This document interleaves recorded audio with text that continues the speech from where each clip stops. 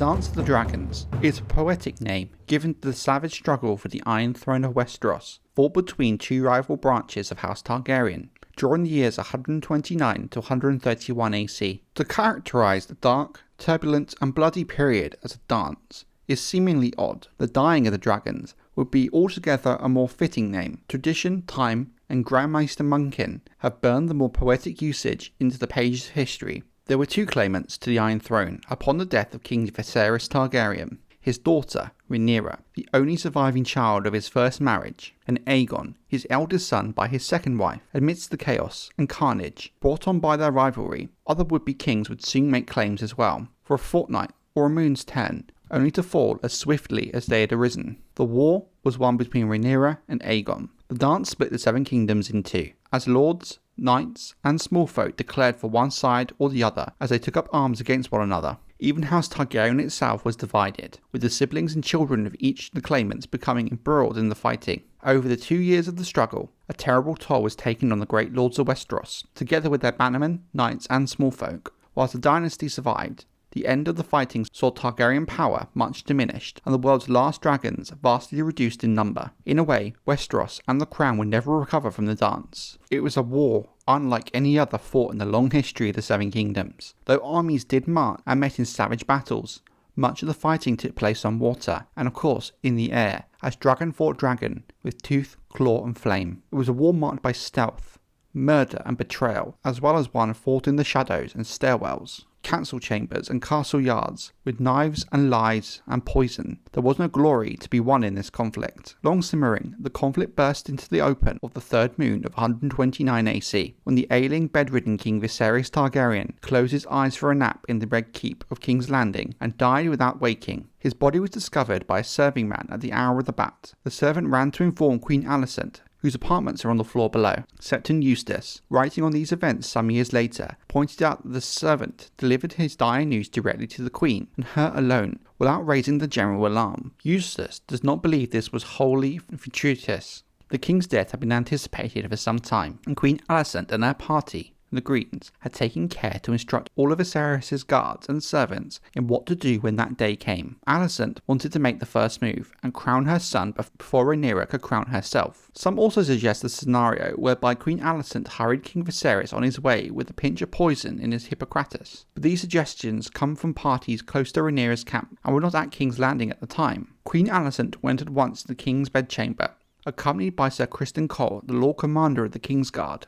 Once they confirmed that Viserys was dead, Alicent ordered the room sealed and placed under guard. The serving man who found the king's body was taken into custody to make certain he did not spread the tale. Sir Criston returned to the White Sword Tower and sent the brothers of the King's Guard to summon the members of the small council. It was the hour of the owl. Something to point out at this point is that this series of events were well planned and did go against established custom at the death of a king. Then, as now, the sworn brothers of the King's Guard consisted of 7 knights, men of proven loyalty and undoubtable prowess, who had taken solemn oaths to devote their lives to defending the king's person and family. Only 5 of the White Cloaks were in King's Landing at the time of Viserys' death: Sir Criston himself, Sir Eric Cargill, Sir Rickard Thorne, Sir Stephen Darkland and Sir Wills Fell. Sir Eric Cargill and Sir Laurent Marabard were with Princess Rhaenyra, Viserys' acknowledged heir on Dragonstone. They remained unaware and uninvolved as their brothers-in-arms went forth into the night to rouse the members of the small council from their beds. The council was convened in the Queen's apartments, within Maegor's holdfast. The most detailed and authoritative account comes from Grandmaster Munkin's The Dance of the Dragons, a true telling, though Munkin's exhaustive history was not written until a generation later,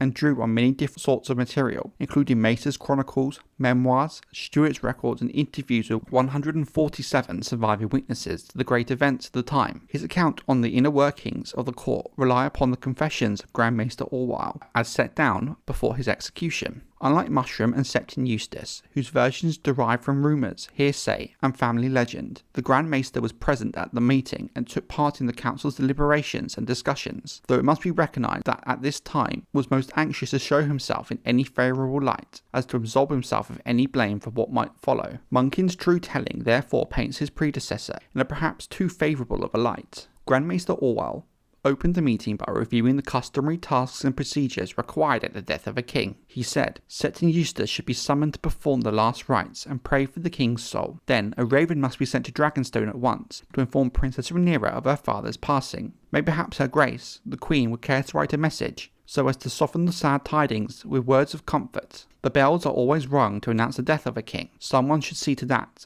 and of course we must begin to make our preparation for Queen Rhaenyra's coronation. It was at this point that Sir Otto Hightower cut the maester off. All this must wait, he declared, until the question of succession is settled. As the king's hand, he was empowered to speak with the king's voice, even to sit the Iron Throne in the king's absence. Viserys had granted him this authority to rule over the Seven Kingdoms, and until such time as our new king is crowned, that rule would continue. Until our new queen is crowned, someone said. In Grand Maester Munkin's account, the words are Orwell's, spoken softly, no more than a quibble, but Mushroom and Septon Eustace insist that it was the elderly Lord Beesbury who spoke up and in a waspish tone. King, insisted Queen Alicent. The Iron Throne by rights must pass to His Grace's eldest true-born son, Aegon. The discussion that followed lasted till dawn, Grand Maester Munkin tells us. Mushroom and Septon Eustace concur. In their accounts, only Lord Beesbury spoke on behalf of Princess Rhaenyra, the ancient master of coin who had served King Viserys for a majority of his reign, and his grandfather, Jaehaerys, the old king before him, reminded the council that Rhaenyra was older than her brother and also had more Targaryen blood. But the late king had chosen her as his successor, and he had repeatedly refused to alter the succession despite the pleadings of Queen Alicent and her Green Party. The hundreds of lords and landed knights had sworn their fealty to the princess in 105 AC and sworn solemn oaths to defend her rights. But these words fell on deaf ears. Sir Tywin Lannister pointed out that many of the lords who had sworn to defend the succession of Princess Rhaenyra were long dead. It has been 24 years, he said. I myself swore no such oath. I was a child at the time. Lord Ironrod, the Master of Law, cited the Great Council of 101 and the old king's choice of Balon rather than Rhaenys in 92. Then discoursed at length about Aegon the Conqueror and his sisters, and how the hallowed Andal tradition, wherein the right of a true-born son always came before the rights of a daughter. Sir Otto reminded them that Rhaenyra's husband was none other than Prince Daemon, and we all know that one's nature. Make no mistake, should Rhaenyra ever sit the Iron Throne, it would be Lord Fleabottom who rules us. A king consort as cruel and unforgiving as Maegor ever was. My own head would be the first cut off, I do not doubt, but your queen, my daughter, will soon follow.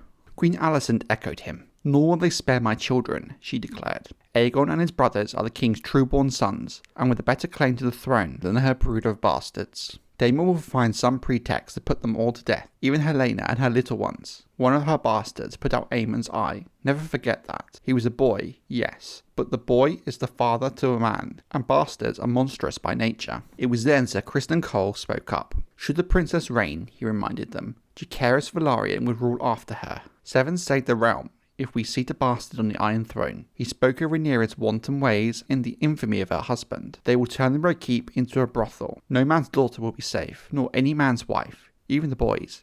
We all know what Laenor Velaryon was. It was not recorded what Larys Strong, the Master of Whispers, said during this debate, but this was not unnatural. Though he could use his tongue well, when need be, the Master of Whispers hoarded his words like a minster hoarding coins, preferring to listen rather than to talk. If we do this, Grand Maester Orwell cautioned the council, according to the true telling, it must surely lead to war. The princess will not meekly stand aside, and she has dragons and friends, Lord Beesbury declared. Men of honour who will not forget the vows they swore to her and her father. I am an old man, but not so old that I will sit here meekly, whilst the likes of you plot to steal her crown. And so saying, he rose to go. Grand Maester Orwell tells us that Lord Beesbury was seized at the door by the command of Sir Otto Hightower and escorted to the dungeons. Confined to a black cell, he would in time perish of a chill whilst awaiting trial. But Septon Eustace tells elsewise. In his accounts, Sir Criston Cole forced Lord Beesbury back to his seat and opened his throat with a dagger. Mushroom charges Sir Criston with his lordship's death as well, but in his version, Cole grasped the old man by the back of his collar, flung him out of a window, to die impaled upon the iron spikes in the dry moat below. But all the chronicles do agree on one particular. The first blood shed in the Dance of the Dragons belonged to Lord Lyman Beesbury, the Master of Coin and Lord Treasurer of the Seven Kingdoms.